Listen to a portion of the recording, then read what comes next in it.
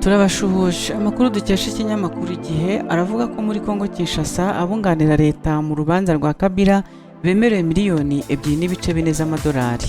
Minisiteri y'Ubutabera ya Repubulika Iharanira Demokarasi ya Kongo yasezeranyije abanyamategeko 7 barengera inyungu za leta mu rubanza rwa Joseph Kabila kwizabahemba miliyoni 2.43 z'amadolari y'Amerika.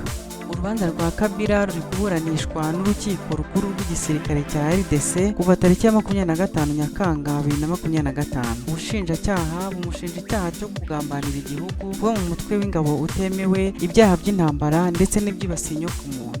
Ni ibyaha ubushinjacyaha buhuza no kuba bumushinja kuba umuyobozi w'ihuriro AFC M23 rirwanya ubutegetsi bwa RDC, nubwo mu kiganiro yagiranye n'abanyamakuru muri Werurwe 2025 we yabihakanye.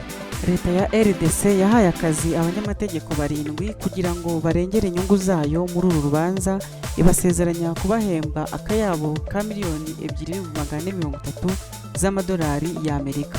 Harimo abemerewe 300, 350 n'ibihumbi 400 by'amadolari y'Amerika.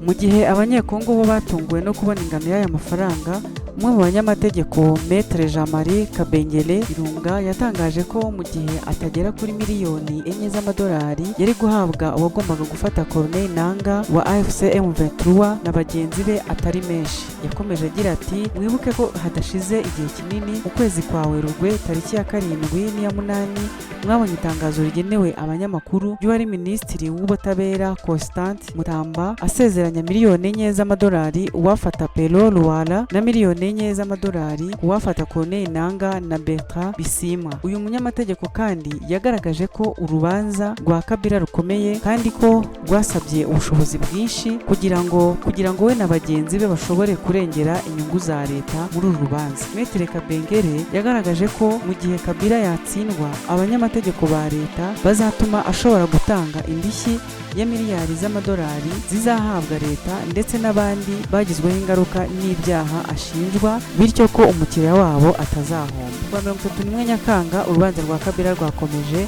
ubushinjacyaha bwerekana ibimenyetso birimo amashusho. Urukiko rwanzuye ko ruzakomeza tariki ya 7 Kanama 2025.